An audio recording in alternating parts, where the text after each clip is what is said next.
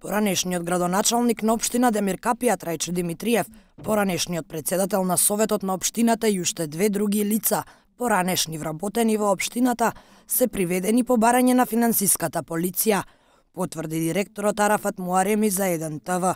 Екс-градоначалникот и неговите поранешни соработници се сомничат за злоупотреба на службената положба и овластување, но надлежните во финансиската полиција не откриваат за каква злоупотреба точно се работи.